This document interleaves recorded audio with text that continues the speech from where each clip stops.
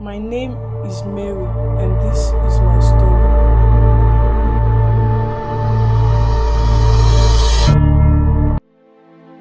Mary was just 18 when she was trapped in the world wide web of sexual trafficking.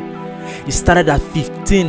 It was a network of lies as she was introduced to a man named Joanne who promised he would date her, not knowing she was in formation to be processed as an object to be used like a device he devised in which he disguised to be the guy who will guide her with her trust him. Joanne was a con who used sweet words about her figure to configure the operating system of her mind. There was no longer a firewall to his insane commands as he had the password to her heart. The password was a code of love and she couldn't decode. She was lost. A young naive heart thought this was what love was. And then he took her abroad promising a job. She later realized she was in a hot spot when she couldn't pass the port because he had seized her passport. That night, the deed was done. He struck. She played it as his hardware made her software and tear. It was a hard drive as he drove hard into her. She now became Microsoft with an outlook that she wouldn't excel. The PowerPoint of this access was to make her feel worthless, and with every keystroke he introduced her to handheld tablets. Mary Jane married Joanna and that became her heroine, her life. Cocaine was just a cold cane to make her feel alive from the numbness deep inside. She was broke, addicted, and not herself anymore. This was what he wanted.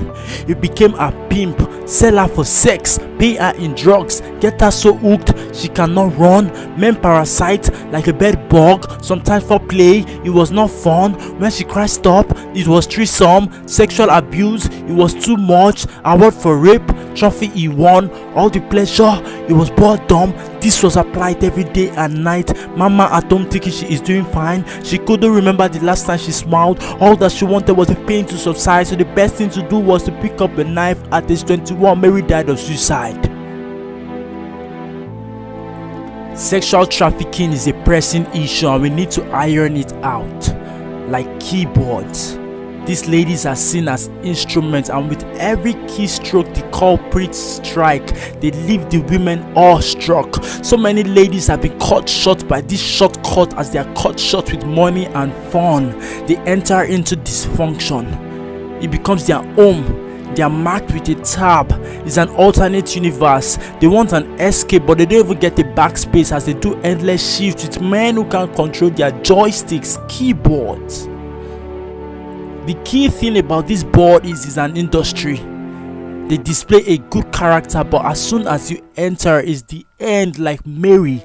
Dear boys, how much cookie would you pay so that Mary lands a cookie?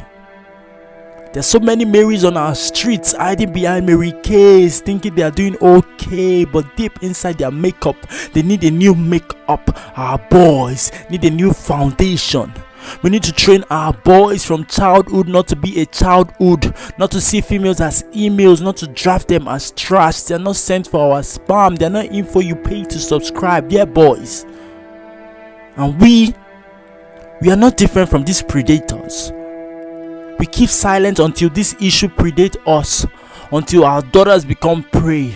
And then we want to do more than pray, because the culprit of today could have been stopped yesterday.